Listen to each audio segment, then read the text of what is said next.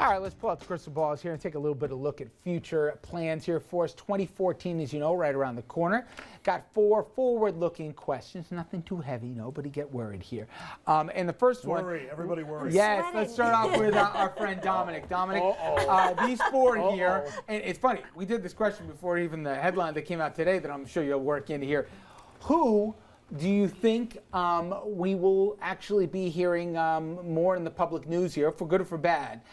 Who will go from scandal or embarrassing loss or whatever else and be back in the news? Eliot Spitzer, Vito Fossella, for those who don't remember, the Republican congressman who resigned in disgrace after the second family turned up. Anthony Weiner, we don't need to explain him. And Vito Lopez. It takes too long to explain what he did or allegedly did. So pick one. Who do you think gets out in the news, for good or for bad, this coming year? This is a really tough one because all 4 of these individuals will be in the news, except for maybe Fossella. If Fossella decides to run, he'll be back in the news because of the situation. Right, for situation with his child out of wedlock.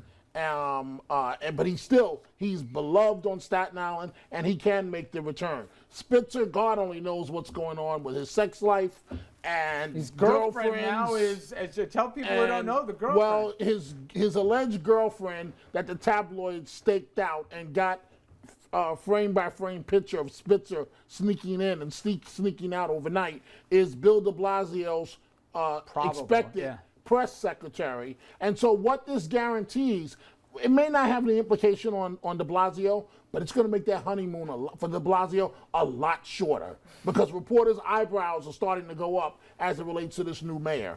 And the other ones you had Anthony Weiner. God only knows what he'll do if he's on the radio. You never know with Mr. Weiner. We don't know if he's back to the internet. We don't know if there's a doll 3, whatever you want to call her.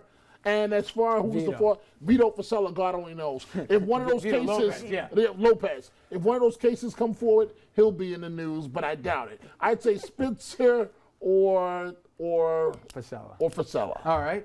Next one, Richard, comes to you, and we go in the world of sports here. Unfortunately, we have more than a few teams to pick from in the market here, and I'll even leave in league hockey out of it.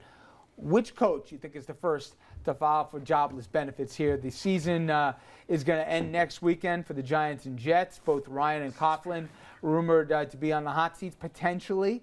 And the Knicks and Nets have been the 2 biggest disappointments, arguably, in the NBA this year. Woodson and Kidd for different reasons, but bad records.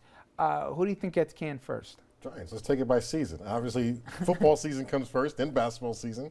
But I think that the Giants coach, I think you have a good squad of players to work with. Giants coach did a very good job.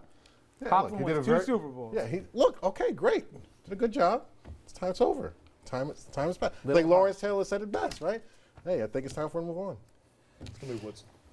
All right, Andrew, give me the issue. Give me the headline after the Super Bowl. Okay, Farmer's Almanac says that there's a 3 in 4 chance that we're going to have snow. It's still far out here, but nonetheless, are we saying, hey, that was fantastic? We got to have the optics were terrific, or we hear nightmares about people freezing their you-know-what's off, or people, it's a nightmare getting out of MetLife. Will the returns be positive or negative the day after? I think the returns are going to be negative, but not for the reasons we think. I don't think it's going to be that there's all sorts of snow or all sorts of traffic. There will be traffic and all that stuff. I think it's going to be the lack of fun at the game. There's so many rules in place about having to be online. You can't leave the building, and you can't go.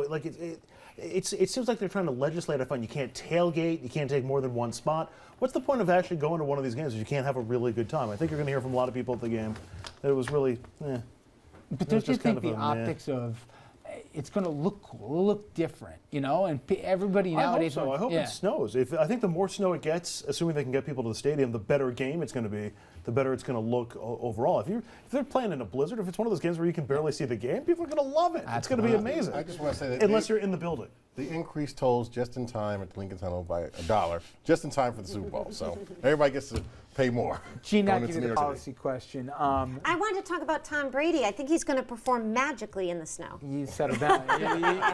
Giselle, just take it easy, okay? All right.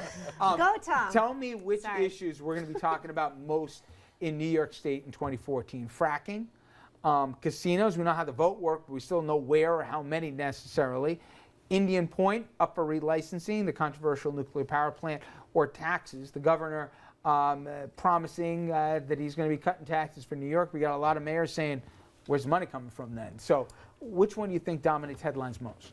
I think the one that dominates headlines most is the one that matters most to people, and that's probably taxes, although I think fracking is a huge issue for so many people in the state, and it should be, so it's a close call. But I think taxes, if you look at the elections, you look at what's on the minds of the voters, you look at how it's impacted the elections this year and it's going to impact next year, I think it's going to be taxes. We've got a governor who's running on a pledge, as you mentioned, and we've got a mayor of New York City. Is he doing this for 2014 or 2016?